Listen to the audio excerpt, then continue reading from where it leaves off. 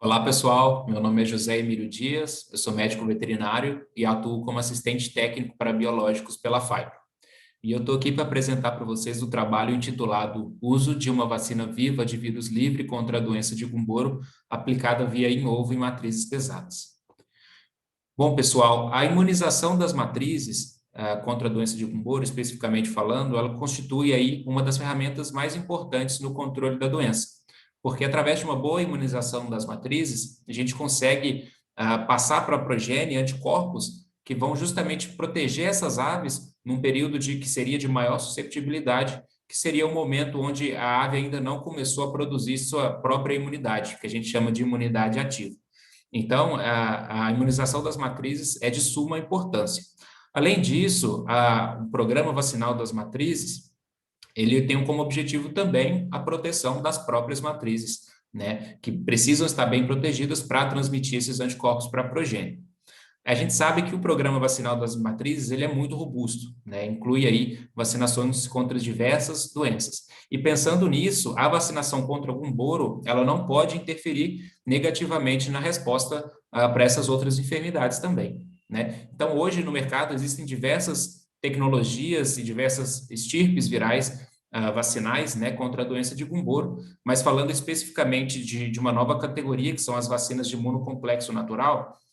Elas são vacinas de vírus livre, né, sem formação de complexo imune no laboratório, mas são vírus livre, que ao ser aplicado na ave, seja pela via em ovo ou pela via subcutânea, ainda no incubatório, esse vírus vacinal ele não vai iniciar sua replicação de forma instantânea, mas também não vai ser neutralizado e inativado pela resposta imune da ave, né? Ele vai interagir de tal forma que vai ter sua replicação retardada e o início, então, da sua imunidade ativa e da replicação do vírus vai ser aí por volta de 2 a 4 semanas, que vai depender muito dos níveis de anticorpos maternos que essa ave vai ter. O objetivo desse estudo, então, foi basicamente observar a dinâmica da resposta vacinal de MB1, que é uma vacina de imunocomplexo natural, nas matrizes, e observar os impactos na soroconversão contra a doença de Newcastle que MB1 poderia causar, né? Para isso, então, foi avaliado aves alojadas numa granja de matrizes pesadas, localizada no Paraná. Foram vacinadas aí aproximadamente 180 mil aves com MB1 ainda no incubatório pela via em ovo, no 18º dia de incubação. As colheitas, elas foram realizadas sempre no mesmo aviário do núcleo, então foi escolhido um aviário que estavam alojadas aproximadamente 22.400 fêmeas. O programa vacinal, isso falando de vacinas vivas e falando especificamente de Newcastle ou de Gumboro, ele englobava aí 2 doses de vacinas contra o Gumboro, sendo a primeira realizada ainda no incubatório, né, no 18º dia de incubação, e na 13ª semana foi feito um reforço com a vacina viva via água de bebida, né, também com a estirpe MB. Para a doença de Newcastle, foram feitas 4 doses de vacinas vivas, na primeira, na quarta, na sétima e na 15ª semana, todas com uma vacina viva estirpe VH. As análises que foram realizadas, então, contemplaram biologia molecular através da técnica de PCR, RFLP, de amostras de bursa de Fabrícios que foram colhidas com auxílio de FTA-CARD. Foi realizada também a sorologia através da técnica de ELISA, isso para Gumboro e também para Newcastle, se utilizando o kit da IDEX. Foi realizada a histopatologia de bursa de Fabrícios através da identificação dos scores de depressão linfóide, através da determinação da European Pharmacopeia, onde variam aí os scores de 0 a 5, sendo 0 sem lesão. O score 1 seria de 1 a 25% de depressão linfóide, o 2 seria de 26 a 50%, o 3 seria de 51 a 75%, o 4 seria de 76 a 99%, e o 5 seria 100% de depressão linfóide.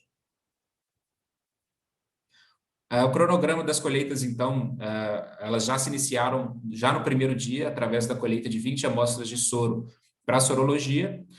Nos dias 18, 26, 33 e 42, foram colhidas 20 amostras de soro para a sorologia, 4 amostras de bursa de Fabrícios para a PCR e 5 amostras de bursa de Fabrícios para histopatologia. Nas semanas 8, 10, 12 e 17, foram colhidas 20 amostras de soro para a sorologia. Como resultado, então, especificamente aqui de biologia molecular e de histopatologia, a gente tem que nas duas primeiras coletas, né, com 18 e com 26, tivemos como resultado para PCR negativo, ou seja, não havia nenhum vírus de Gumboro colonizando a bursa, e esse resultado, ele se confirma através da histopatologia, onde não foi detectada depressão linfóide significativa, o que acontece quando há replicação viral. E nas duas coletas posteriores, né, de 33 e 42 dias, foram detectadas estirpes vacinais do grupo molecular 11 fibro-MB, e foi detectada também a depressão linfóide score 3, que demonstra que havia replicação viral, e foi o momento que o vírus iniciou sua replicação na bolsa de Fabrícios com 33 dias. Né? Esses resultados de depressão linfóide, eles vão de encontro com o que a gente observa na literatura, em que falam aí, se usando vacina viva de Gumboro, é encontrado um score aí de 2 a 3, e varia muito de acordo com a estirpe vacinal e também a tecnologia da vacina. É sempre bom lembrar também, com relação à meia-vida dos anticorpos maternos. A gente tem na literatura estudos que demonstram isso utilizando a vacina MB1, que a colonização da bursa de Fabrícios acontece por volta aí dos 18 a 24 dias. Entretanto, a gente tem que lembrar que a meia-vida dos anticorpos maternos no frango é de 3 dias, enquanto nas matrizes é de 5 a 6 dias. Então, a queda dos anticorpos maternos nas matrizes é mais lenta, e isso altera um pouco também a dinâmica de resposta vacinal.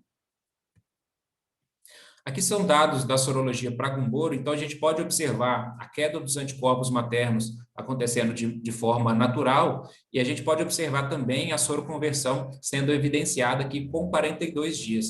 Né? Então, a gente observa aí que os títulos de anticorpos, eles se mantiveram basicamente estáveis aí por volta de 2.600 até no máximo 4.200 durante esse período. É interessante também lembrar que na sorologia, todas as aves haviam soro convertido já a partir dos 42 dias. Então, não, desde os 42 dias, não havia nenhuma ave mais no grupo 0 do ELISA. E os resultados estáveis de 12 a 17 semanas, eles dão indícios para a gente de que não seria necessário a vacinação com a vacina viva no campo, né? E que somente a dose realizada no incubatório já seria suficiente para servir como prime para vacinação inativada com 18 semanas. Aqui são os dados sorológicos para Newcastle, então a gente também observa a queda natural dos anticorpos maternos, né? E aqui eu identifiquei as datas que foram realizadas as vacinações com vacinas vivas no campo, e também a gente observa a soroconversão sendo mais evidenciada aí a partir dos 42 dias e se manteve estável durante o período. Né? Aqui a gente tem um gráfico diferente do que foi observado para Gumboro, mas a gente tem que lembrar também que são vírus que têm características de replicação diferentes e por isso o gráfico também é diferente, mas mostra que existiu aqui a soroconversão. Então, a gente pôde observar, né, que a replicação do vírus vacinal não aconteceu logo após a administração da vacina, ela aconteceu, sim, por volta dos 33 dias. A MB1 se mostrou segura para o uso em matrizes, uma vez que não interferiu na soroconversão da vacina contra a doença de Newcastle. A resposta sorológica para Gumboro foi satisfatória, e mesmo com somente uma dose de vacina no incubatório, provavelmente já seria suficiente para servir como prime para vacinação inativada. Aqui estão nossas referências e muito obrigado pela atenção. Fica aqui o meu contato.